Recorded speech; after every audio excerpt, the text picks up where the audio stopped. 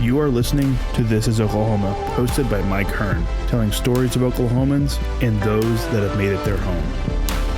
Before we get into today's episode, I want to tell you a little bit about our current sponsors, the Oklahoma Hall of Fame.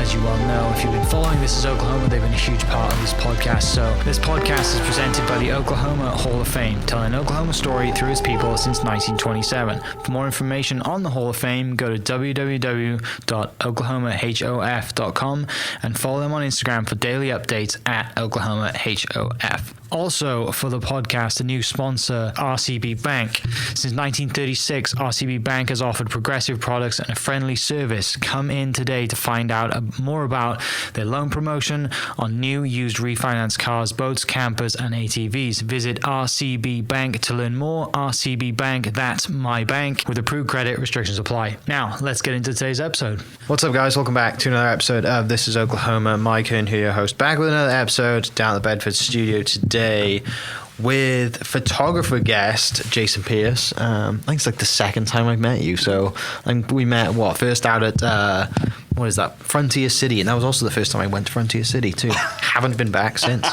And that was, what were we doing out there? We were trying to promote. We were doing shooting to the promotion for PhotoCon, right? Sure were. Yeah. Which never happened because it did happen just virtually. Oh my gosh, we it was did so all long that, ago, right? and then we didn't show up. Yeah, that's pretty funny. Yep. Sorry, move that over. It was.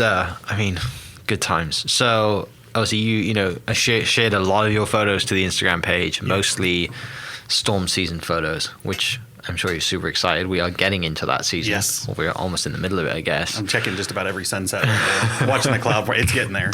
Well, like the thing with people don't get, I think people listen to this who aren't big into weather photography, and they don't get that it literally can happen within 15, 20 minutes, right? And you're not out. I think the story you told me the first time we met was you were just out at Lake Hefner, I think, and just like your wife said, "Where are you?" And you're like, "I'm kind of under this storm right now that's passing over the house." Well, I was driving back from a shoot, and she thought I was at one place, and the lightning was just going crazy, and so I was driving by Lake Hefner at the time, and I went, I'm going to have to stop. And what I drove into was the middle of the most intense lightning storm I've ever seen. And I got home and I was like, I got to share something. Like I was so excited. So I posted it, and I didn't realize she was on Facebook, like in that moment, sitting in bed on Facebook. And I hit publish, and within 30 seconds I hear from the other room, "Honey, where were you tonight?" And I was like, "Well, I was at a graduation." She was like, "No, you were absolutely not." It was so funny. And I think I shared that shot because the lightning shot was awesome. But obviously, into photography, and you have multiple businesses around photography. But before we get into that stuff, because we could talk photography for hours, I guess, how does it start? Like, are you from here? Are you how do you get into growing up and just getting to Oklahoma City, I guess? So my dad just retired from doing this, but worked on B-1 bombers with Boeing. And so we followed kind of that program around the country for a little bit. Yeah. So from Alabama, lived up in Seattle for a little bit, lived in Fort Worth for a little bit, and then really grew up in West Texas. Okay. And in Abilene. And then my junior year of high school, we moved up here.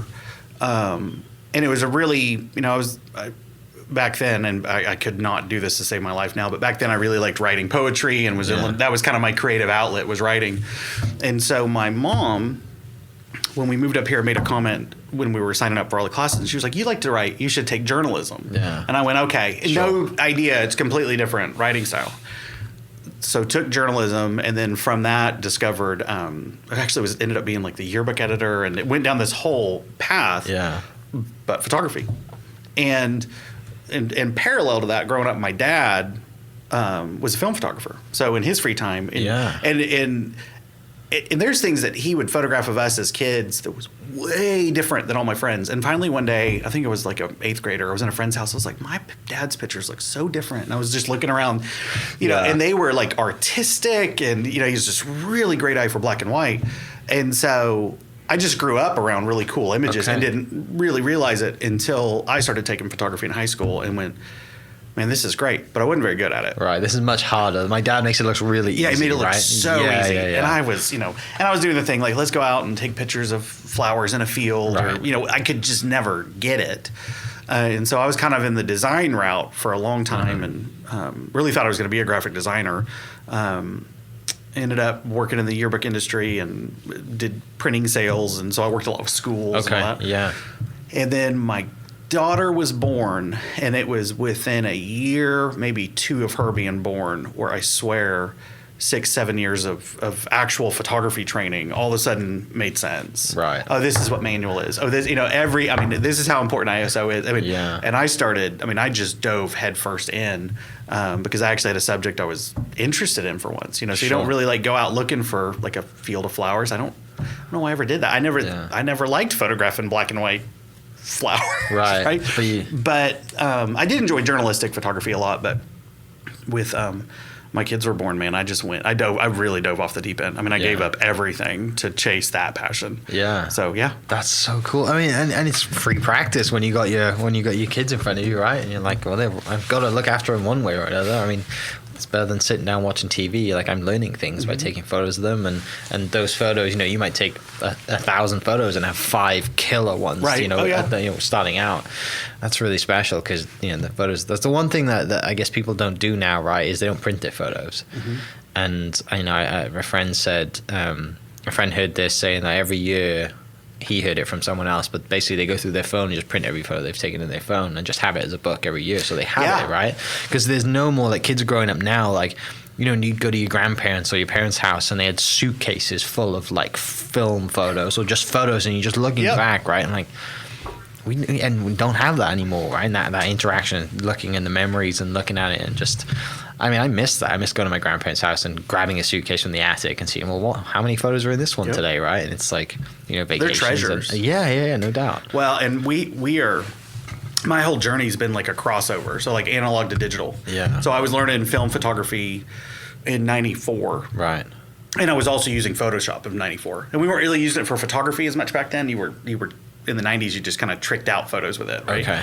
But like cropping photos, I guess, and stuff like that. You would do, like, if you wanted something to have like a drop shadow, or you wanted to make something blurry. Yeah. Because we were still sending in actual prints. Yeah. And they would photograph them on a press camera, and that's how we got things in publications. You weren't even sending really digital. You were sending digital design files, but not digital photo files. And then in college, we moved into negative scanning, but again, not printing anymore, but developing negatives. Yeah. So it's still print, digital analog or analog to digital. But you're talking about the suitcases in the attic. Yeah. See, we've had this happen in our family. So my daughter, I have 3 kids, and my oldest 2, tons of printed photos of them, tons of them. Because when I was getting nuts about this originally, it was on film. Yeah. Well, it got really expensive, and about the point where digital cameras hit 5 megapixels, which was good enough to print about an 8x10, is when my youngest is born. And he's the one that's noticed it. There are a ton. If you look at the old albums, we have like 7 shoe boxes, with them all organized. He's just not in there. And I had to point blank tell him one day, I was like, buddy, I promise I've got just as many pictures of you, but they're just on a file. And I like opened up a drawer. They're just on this like little CDs or whatever. Yeah. Exactly. It went from like floppy disks, right, to CDs, and then it's the USBs. And you're like, It's interesting because he really thought like y'all have forgotten about me. Like, we have not. I promise. I absolutely. You were the ugly baby. Nobody wanted to take photos of you. It's like, poor guy. I just wasn't inspired. Yeah.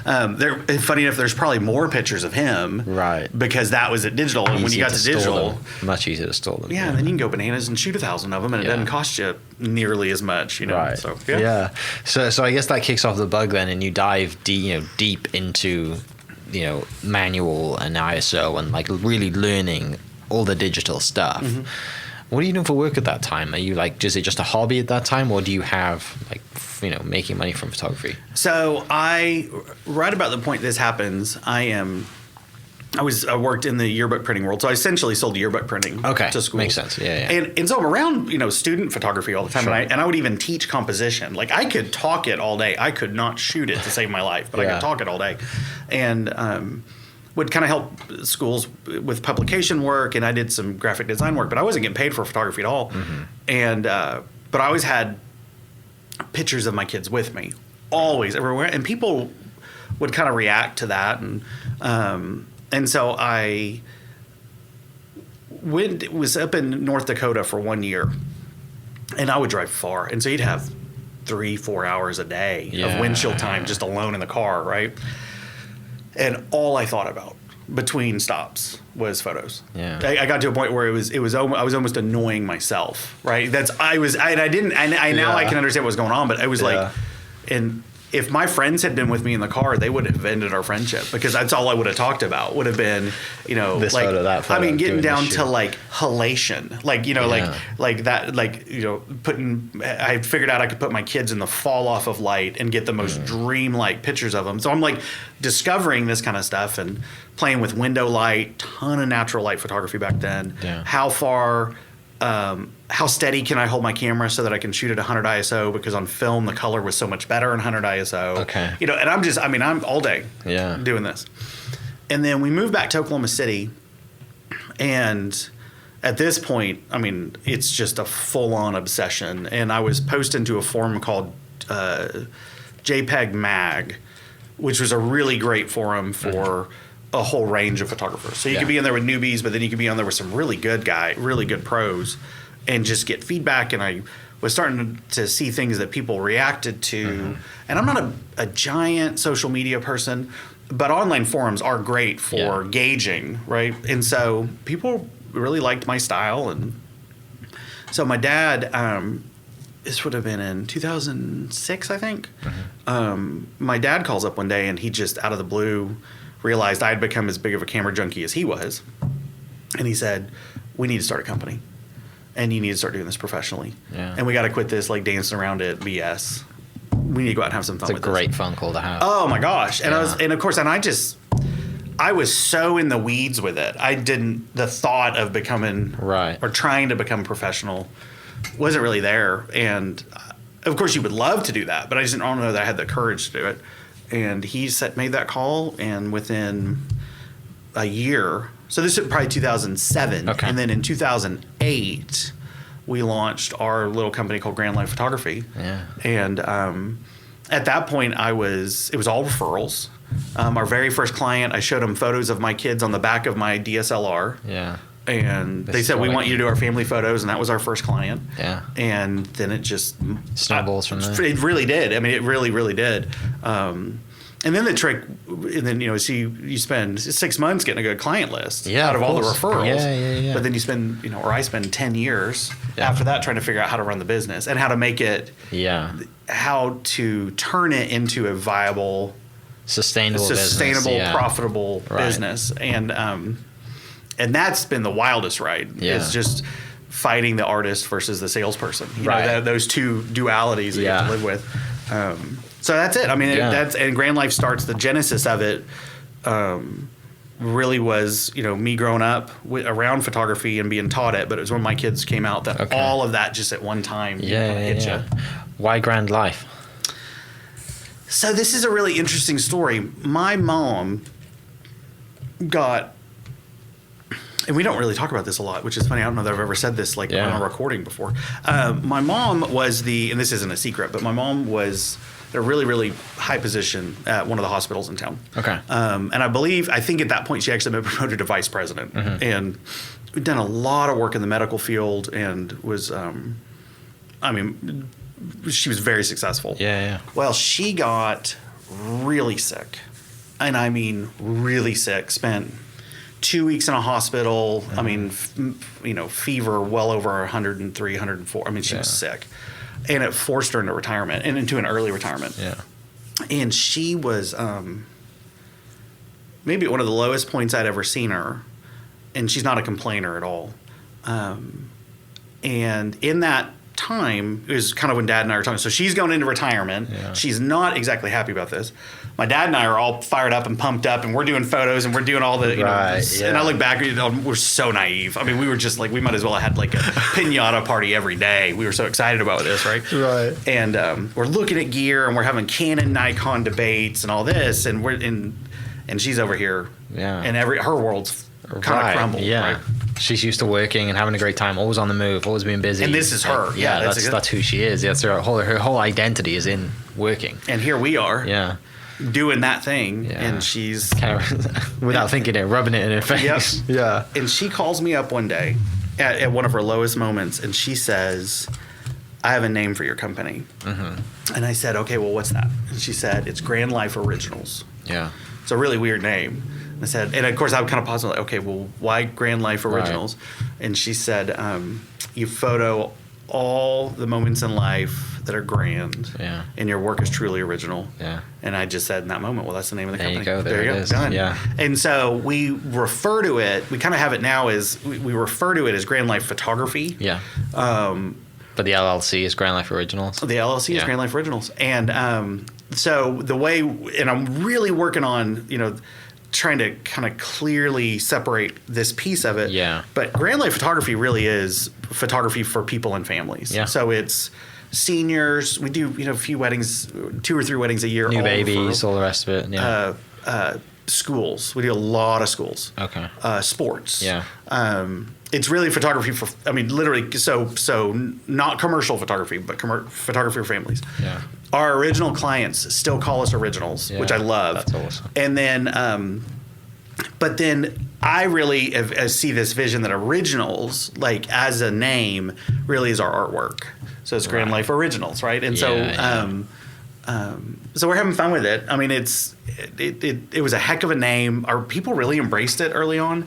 I added the DBA photography probably 3 years into it just because it was starting to get confusing. And people would write Grand Life Photo on checks. Yeah, you're going, well, that's not really our name. And, right. So that's kind of our agenda. That's what it is. That's a neat story to have and a cool mission to come from, and just like, it always takes you back to why you do what you do, right? Like, that's one of the special things about photography. And when I first came out here, it's almost 10 years now. I first came out here, I'd see family photos and senior shoots. We don't do senior shoots back home. Like, it's not a thing.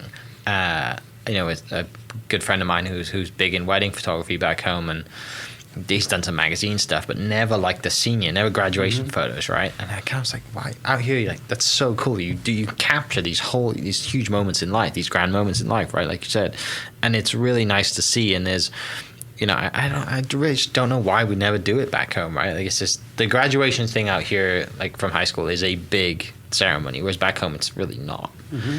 It's just, you're going on to university, cool, good for you. There's no like cap and gown ceremony like there is here, but it is really cool to see, and it's great to have those moments and capture those moments and be in that position to give that product to a family, right? Because they're really happy with the product that you're giving them. It's a great moment in their lives, and even at the kid graduating at that point, maybe they're like, oh, great, do I have to have my photo taken? Typical teenager, right? Like, they're 16, 17 years old, like, whatever. I had one of those yesterday. Yeah, exactly. And, but the parents are like, no, this is awesome. And the community here, I'm sure, is great too. We know a lot of people who do the same thing, right? Christian Sangre is a friend of mine. Okay, he does a lot of good stuff, and he's kind of in the same realm, right? Just a lot of senior stuff and family stuff, and there's an abundance of work to go around, which is great. And there really is. Yeah. And now the market is starting to finally turn back to really looking for professional photographers. Yeah. And that's been nice. That's been a nice kind of shift. And we went through a long time where if you had a camera and you do it for $75, that's what you competed with. Yeah. And I think the market had to correct. I think that there were a lot of people out there that were maybe overcharging, right? Yeah. Maybe the talent level wasn't there at some things, and people were getting frustrated. And I'll just pay this kid who I think that they take really cute pictures. They have a DSLR. That's all I need. Yeah. I don't need, And now I'm starting to notice people seeking out, like, and getting quite, how long have you done this? Seeing as like an investment and really qualifying the product rather than, oh, do you shoot? Yeah, kind of. I do it on the side. Yeah, I post iPhone photos. Seriously, it's a serious thing to compete with in your business, right? Like, I guess that's probably why you have diversified a little bit into other realms of real estate photography and other stuff, right? Because you've got to pay the bills, you've got to keep the business going, and it just sets you apart from pigeonholing yourself to just graduations or sporting events or whatever. Well, in our real estate business is we call it Nimble Image. And Nimble just because it's my wife came up with that, but just fast. Just flexible, fast. Yeah. Whenever you need us. Same day delivery to realtors. It's that market you cannot mess around in. Yeah. But you talk about diversifying your business. I never intentionally. I originally started doing real estate just to help pay the bills in the summer times when we were dead. We went through 2 or 3 summers where it was like 103 degrees, and so nobody was getting photos in June and July. And so you were 2 months of dead. And a friend of mine, really good photographer in Edmond, Creel, had gotten me. Creel McFarland had gotten me in touch with a tour company that photographed real estate, and he told me this would be a great way for you to make some money. He'd heard me complaining about just being dead during the summers, and he said this will get you out of the house and get you off your couch and get you working. And I got into it, and I realized I liked that photography better than anything else I was doing. Really?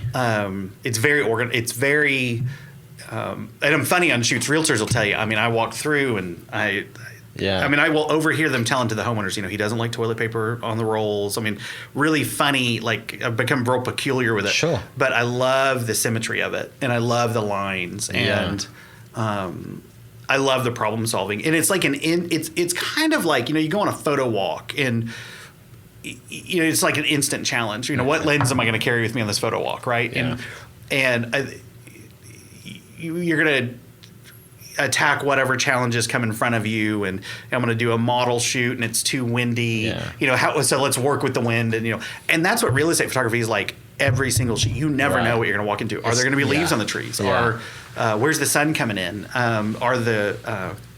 Is the wall painted candy pink? Yeah, right. No, seriously. And how am I going to get it to not come out purple because of an auto white balance or something? And how much of a window pull can I do? Because I really like blowing the windows. I don't blow them out, but I like bright light coming in windows, because a lot of things in real estate photography is like people want to see like a beautiful scene outside the window, and I'm like, why? But that distracts from the room, and so it's a ton of problem solving, and it's really quick problem solving. And you've got 45 minutes. I mean, you don't have a lot of time. And every house is a surprise. I did one in Norman this morning that I had no clue had this amazing like backyard oasis. And you're going like steps down to the pool. And the pool might as well have been 2 stories under the main level of the house. It was so deep. And you're going, okay, well, how in the world am I going to get that angle? And a lot of composition problems. And when I started doing that, Creel, and I'll pick on him here, told me immediately, I don't like this, and I'm not going to do it anymore. He was like a month in, I'm not going to do it. He's still he's a very successful photographer in Edmond, but he's like, I'm not doing this. Like, I don't need to do this. He told me that, and I'm like, dude, you're the one that got me into it, right? Yeah. And there have been multiple points where I almost gave up everything else just to pursue that. But then I get drawn back. I love it. Then you come back to it, And so having those 2 things, about 2 years ago, I noticed some instability in the market, especially in the school market. Because of people getting cameras and friends being able to do it like that. It had more to do with it had more to do with like the people I was working with at the time were having a harder time like selling packages. Okay. And it seemed like there was less of a parent interest. Gotcha. Right. And so I was noticing some instability in that. Was that because iPhone photos had become, like the cameras had got better and people were taking more photos on their phones instead? Or just a strange time in... So iPhone photos definitely, especially when iPhones went to portrait mode, let's be honest. I mean, really, you don't need me to come out and take a picture of your kids before Easter Sunday. Like, you've got this, right? Just put them in some open shade and you're good. I think it was more down. I think that there was, you would hear a lot of people say, and this wasn't through Grand Life Photography, but I was seeing this kind of in the market. You would hear people say, I can do a better picture with my phone. And it wasn't a challenge. It wasn't I am going to take a better picture with my phone. It was... Saves time. It's easy to do. It's cheaper. And and so you start seeing this and you start seeing maybe some sales in the school markets kind of dip a little bit. And I was kind of all in at that point. I was, selling school pictures for some people. And so I really, at that moment, recognized that maybe being in a couple different markets is not a bad idea. I didn't fully understand what was going on in that market. Just you would hear just some, like the sales are going down and parents are, maybe hiring other people or using their phones, or there's just not as big of an interest in having a school picture. And so you're just trying to do it. And so thank goodness for that, because when the pandemic hit and shut schools down, it killed a lot of people financially. And the real estate market, as you're well aware, went nuts, skyrocketed. Yeah. You know, in the initially went down and then rebounded tenfold. Oh my gosh! And so you know, when the government makes the local government makes real estate essential, and interest rates drop, and people like, well, if I'm going to work from home, and then everyone's like, I need 2 offices and a bigger backyard, a pool, a pergola, and that was one of those moments where, oh my gosh, thank goodness we had done that. You know, we had really done that, because watching and the school market's not bad. I mean, it really is good. What I've learned really this year in particular is that you had better be giving people a picture that they. It's when you take a photo of something. Sometimes as a photographer, we don't always look back and go, "Is that a great shot?" You know what I mean? Right. But to be able to really sell somebody a picture that they want to buy, something they're excited about buying, that they're going to put above the mantelpiece or whatever. Actually going to do that, yeah. And so it's made me really kind of just rethink that purpose, what that's for. So yeah. Did you get into so with the real estate stuff? I know a lot of me being in the real estate industry, we do like a bit of video as well. Do you get into the video side as well? So there's a girl named Mikey that works with me, and she is in charge of really the Nimble's video side. Okay. And so what we'll do, video shoots are actually quite funny. What we'll end up doing is we'll walk into a space, and then I turn into Stanley Kubrick, and it's so funny. And she's such a good shooter, and she puts up with me. But I'll walk in and be like, okay, listen, I love this. I want us to pan this way, and she gets, I love pan shots. I love them so much, and she doesn't. And so we get into these big debates for a second. You know? Okay, I want to do a full focus pull right here, and we're going to do this and this and this and this. Yeah. And then I try to always remember to look at her and go, okay, what do you want to do? Like, I just came in. I'm going to be on a still camera the whole time. I just came in and directed this whole thing. Right. She really understands. She understands video shooting on a level that I don't. So I understand a lot about video shooting, and I've done video. Yeah. But she is in it. She is in it. And so the difference, the easy way to shoot is that, a lot of photographers that do portrait work are aperture priority. Yeah. There's nothing wrong with that, right? I'm probably an aperture priority video shooter. Okay. Yeah. Now I'm a fully manual still shooter. Yeah. And that's the thing. So I know I know people run their entire business and don't shoot in anything but aperture priority or sports business shutter priority. Yeah. And they're fine with that. There's nothing wrong with that. And there are, and I'll say this to all the photographers out there that might hear that and think that I'm missing the boat. I know that there's reasons why you would shoot events certain days, but I'm saying that may be their go-to. They may not be comfortable meeting. I am not comfortable in the and she'll get into things like frame rates that, you doing all the math. I mean, like, dude, you were awesome. Yeah. But we'll go in and kind of art direct it together. And I drive her nuts. I really want to get one of those slides that's motorized. I mean, I want one bad. She's like, really, just so you can go right across the kitchen counter. Press I'm play and it can just And I'm like, I'm all. She was like, you would go in and set that up for a 45-minute video shoot. Because those 2 or 3 seconds are perfect. They are absolutely perfect. Yeah. And she's got a really good eye for really good flair. So she'll do some real dramatic focus pulls and pull back in you, and then the leaves will be moving and. Flare will hit the lens, and with photos, flare is not so great, but with video, it's really fantastic. Yes, it kind of takes you there, doesn't it? I guess that's the great thing about video as well, is it's easier, I think, to take you there in video than it is with photos, isn't it? And it's photos are the proof of life. Yeah. And video is the thing that gets you super excited about it.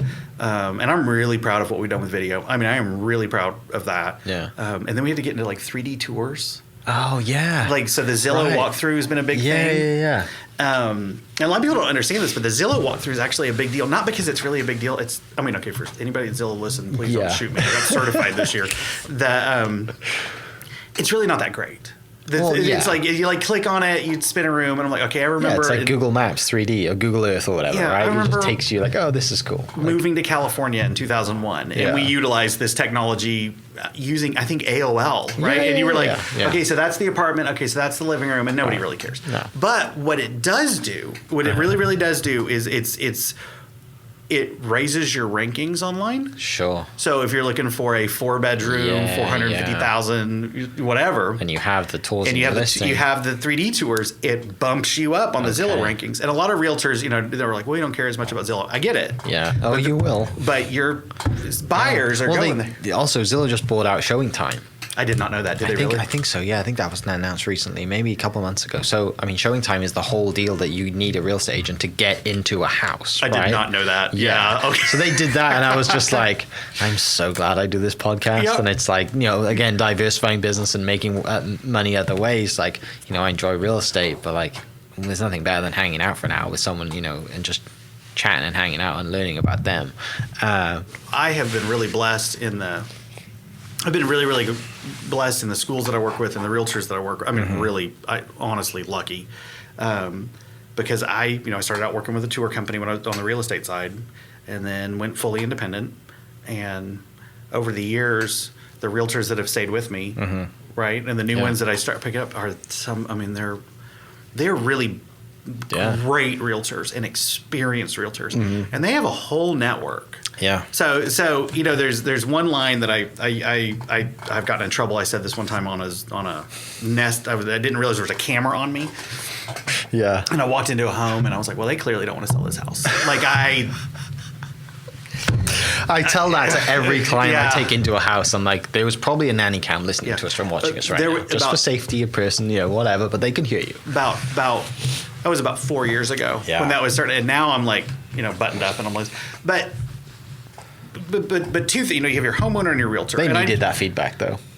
Yeah, they were mad. Yeah. They called the realtor. They were mad. But but they needed to hear that. They need the feedback. And the point being, like, so you have a homeowner selling a house. How badly do you want to sell this house, right? And how badly you want to sell the house depends on the marketing that goes into the house, right? And how much you clean it, and how motivated are you to get out of this thing? Because I can tell you how to get out of this thing in about a week, pretty quick. And the speed at which that you want to get out of it depends on the realtor, right? Because what I've learned, and it's funny because I've started especially last year when really the school shut down, which tanked the school business. And I don't mean to talk about school photography like impersonally like that. Like it really in a lot of ways is my bread and butter, and I have great relationships in schools. Yeah. But there's a 6-month period of my professional life where schools weren't open. Yeah. And it greatly affected what we were doing. No doubt. Yeah. And so when that happened, and I didn't know, I mean, are we going to be back in school pictures next year? I mean, like, what's going on? And so I had to spend all from like April through September, October-ish of last year, like really paying more attention to real estate in a way I've never done it. So I started asking the realtors questions, and I realized the one thing on a for sale by owner issue that you'll run into is there really is a network of realtors that talk and will tell each other about houses that are coming up. Yeah. And that might ask their photographer, hey, this is what I'm looking for. So if you see this in the next 30 days, you let me know. I mean, there is really this whole crazy awesome especially network. Now when like this lack of listings are coming up, right? Man. I know, and my brother-in-law's in real estate as well, and I called him, I said, hey, do you have anything coming up soon? Because I have a buyer that's going to struggle to find a house because of just the loan that they're getting, and it's just the way it is. And, you're just competing on offers, and I listed a house the other day, and it had 18 offers in 36 hours and 43 showings, and I'm just like, this is chaos. I can't imagine being on the buy side, and it's not like, it's a first time home buyer's house, right? So it's under $200,000, it's chaos. And I'm like, I'm glad I do other things as well, because if I did this full time or profession, I would have gray hairs. I'd be pulling my eye sockets out. It'd be horrific. I was photographing one yesterday for a really good friend of mine. I was photographing one, and she got a phone call. Yeah. I didn't ask her. She told me kind of briefly what was happening, but she got a phone call while I'm in the middle of the photo shoot asking if somebody can come see the house. Yeah. I don't even think it was in the MLS. I haven't even taken photos yet. It's just a sign in the yard. And so it was interesting her working through the logistics of it. I actually heard her use the word ethical with somebody else she was on the phone with, and I thought that was really cool. So you have to handle this like a certain way. She goes, but I don't. And I remember her saying, I have no clue how they even found out about this. Right. Yeah. And that's the thing. It might be a neighbor that just sees, hey, there's someone coming next door, or they're in a group or whatever, or the homeowner might post it in a neighborhood group, hey, we're thinking of selling soon, or there's boxes, or we're moving, whatever. But it's like, I had, to that ethical point, I had someone the other day that, because in the MLS you can list like coming soon, right? And there's certain like criteria around, when you say when it is going to be listed and the day it is, and nobody can get in before that day. But sometimes there's ways around it, right? Mm-hmm. You keep an eye on it if they're having a sale or a garage sale or whatever. I mean, people talk, right? And it's easy to just wander up to someone's house if they're having a garage sale and like, oh, you guys are selling? That's usually a pretty good sign that someone is getting rid of their stuff. Or an estate sale. Stuff like that, And it's, and I had the listing agent was like, yeah, I mean, I said like, I would love to come and see it before, but she's like, I can't. I'm not, But now it's so competitive that people are getting nasty about it because they're watching you. Yep. Because they're the ones missing out on the listings, and if someone sneaks in there before them, they're like straight to the commission, and then you get fined. And that's not fun for anybody to have $1,000 fine, and the brokerage gets fined too. I didn't know that. Yeah, you both get fined. Yeah. So that's a fun conversation to have, isn't it? But I guess stepping away from real estate, because I know we could talk about that forever as well. Hours. Tell me about, obviously, storm season's in the big. Like that storm season for you seems like that's like your release, like gets you away, because you have the business with the real estate, you have the headshot stuff with kids and the school stuff. Then you throw in I'm just going to go out and drive and chase storms and kind of take photos. Like that seems to me like that is your release. So I'm actually really glad you're asking that. So I tell a story that kind of sums up, it really for me it's landscape photography. Yeah. What I'm teaching at PhotoCon this year is called Chasing Light, and that is my story. It's just like you'll be driving down the road and be like, oh my god, oh, and then I'm gone. I'll be in a field in Piedmont looking up at the cloud formation, going, this is just insane. But what had happened was, I was probably about 10 years ago now, I was overwhelmed. I still didn't have our pricing down right. I'm working 7 days a week. I'm not really full-time photography yet. So I'm out, again, doing printing yearbook sales. And I'm got Grand Life going. And I've got a wedding this Saturday and a senior shoot this Sunday and a family on Wednesday afternoon. And I'm meeting somebody Monday morning at Will Rogers Park at 7 a.m. because of, and it's just all this stuff, chaos. And it was overwhelming. And my wife, and I've told this story a number of times, but my wife tells me, she said, your work is, she said the word tired. She doesn't like it when I tell people that, but she said your work's getting tired. Yeah. And I said, I was like, people are hiring me more than ever, and we're starting to finally make a little bit of money. And she's like, I'm not saying that. She goes, you got into this because you love taking pictures, and you don't love taking pictures anymore. Yeah. She said, you're losing your edge. You're losing your passion. Job. Yeah, it's becoming a job. Yeah.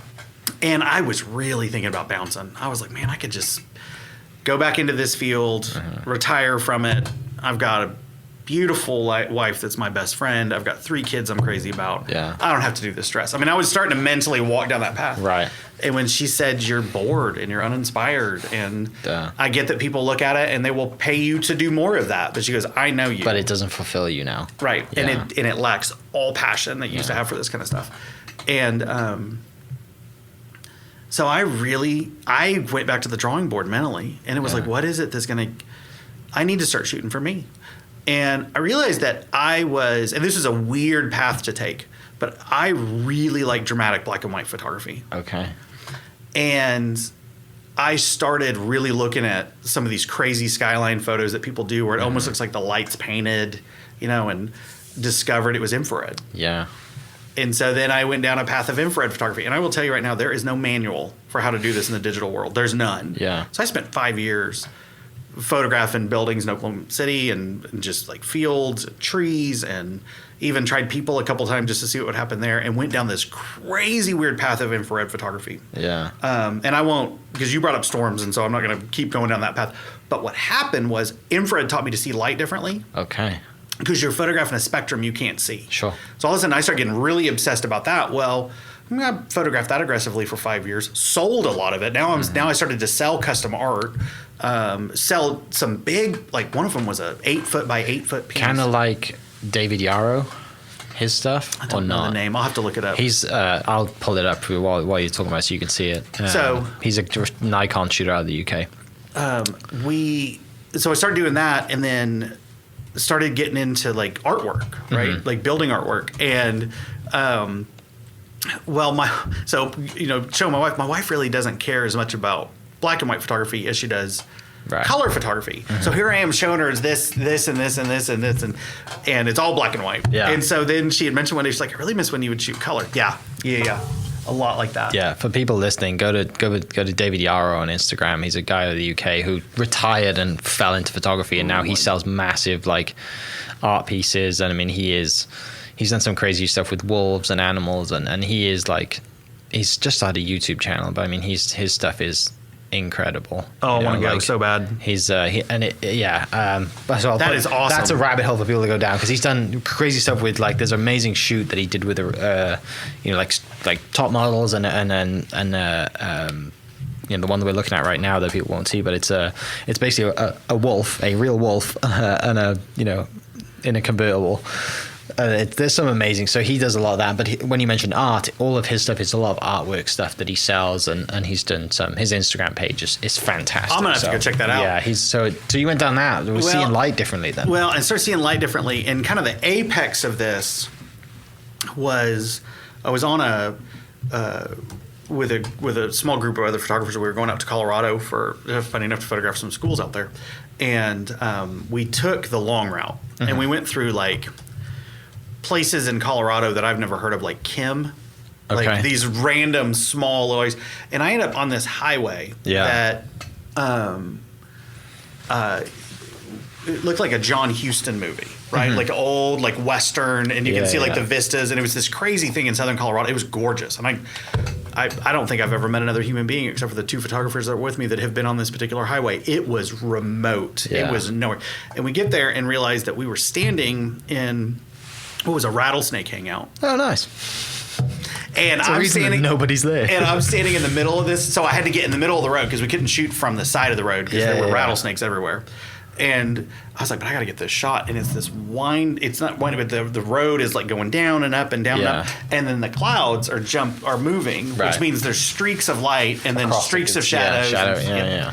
Which in infrared terms is drama, like crazy drama. And texture and all this. And that is kind of that particular photo is really kind of the pinnacle for me. The moment when I was seeing it and I was feeling it and I was really excited again. So I got rattlesnakes on the side of the road and I'm like standing there and I don't even care. I later had kind of rethought that and thought, was I being like dangerous that time or whatever? But and I sold that piece is an 8-foot by 8-foot piece, and I am so proud of that work. But what ends up happening from there was you start seeing light differently. Right. My wife starts mentioning to me, she kind of missed it when I shot some color. And so she, so I started shooting infrared and color, which is like, it's like a Photoshop thing. And it's like you have like the greens are pink. So trees look like cotton candy. Right. So I started playing with that. And then ultimately, I really want to start shooting color again. And when I started shooting color, I was seeing it way differently. And now all of a sudden I'm seeing landscapes that I'd never seen before and Oklahoma skies. Gotcha. And so it's not that I'm really a storm chaser per se. But it's the light stuff that you see. Yeah, and so you're going, and it's just, I'm lucky enough that when you're in Oklahoma. Every night, so, there's lightning. Even sunrises, right? It's crazy. Like this morning sunrise was insane. And so and it's this time of year, and we have names for them. I mean, I have like one I call, it's a Gone with the Wind sunset. All I'm referring to is like an old style movie where the clouds are trapping the light. So it's, you just have the light under the clouds. Between the ground and the clouds, and then we've got God rays and phoenixes. I mean, all these things. All these names, because it there's so many different ways that light hits. In Oklahoma, and it has a lot to do with our weather patterns. Has a lot to do with our storms. I love that before that one photo, this lightning strike that I've shown you, and I don't know that I will ever beat that lightning photo. But I love that through all these little things. For the last 10 years, while my photo business has been growing and right now is in the best place it's ever been, and we just opened a studio last week. Congrats. I'm super stoked about this. Yeah. I'm gonna get some artwork on the wall though. It's like everything but the artwork. Is up right That's now. awesome. It's a huge moment. And it is. We're gonna do a grand opening. I'm hoping next week. We're trying to get it all put together. But all that's going on, all that craziness in the background, and I am able to still photograph, like, as my passion. Yeah. Right. And I chase light all the time, and so I'll be picking my son up from track practice.